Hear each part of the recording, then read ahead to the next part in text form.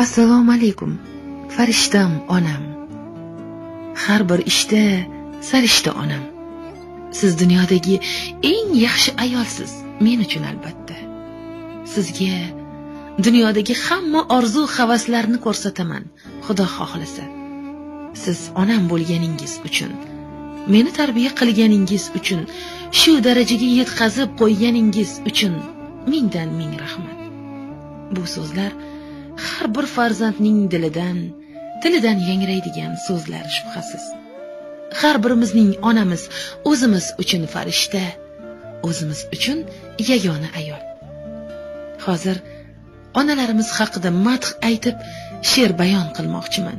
Bilingki, bu barcha siz sevgan onalarimiz uchun. Onajonimga boshlaridan ro'mol tushmagan, ko'nglimizni birdek xushlagan, iymonini mahkam ushlagan onajonimsiz. Yoshlik qilib ranjitgan edim, katta bo'lib qolganman derdim. Qaritibman, e'tibor berdim. Kechirguvchi onajonimsiz. Erinmasdan mehrini tutgan, goh payti alamlar yutgan, uxlamasdan yo'limiz kutgan. Qiyosi yo'q onajonimsiz. Tashvishlarga qo'yaman gohi, dunyolardan to'yaman gohi.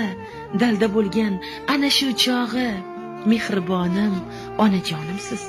Biror bora qovoq solmagan, boylik uchun kuyib yonmagan, onalikdan aslo tonmagan, qalbi daryo onajonimsiz. Hol so'rashga yarayman birrov, duo qilib qolasiz darrov. Sochingizga qo'nsa ham qirov, latofatli onajonimsiz. Shirin so'zim yetadi sizga, jon bergansiz o'g'il-u qizga.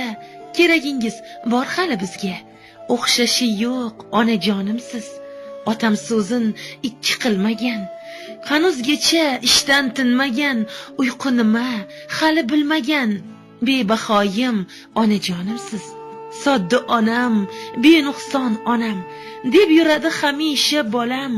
Ona bilan tirik bu olam, omon bo'lsin onajonimiz.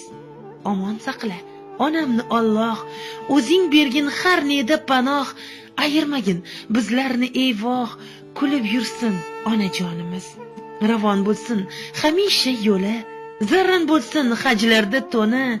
Azalning ham duoda qo'li, yasholmayman onajonimsiz. Onajonim, hamisha har doim baxtimga sog' salomat bo'ling. Barchaning onasi.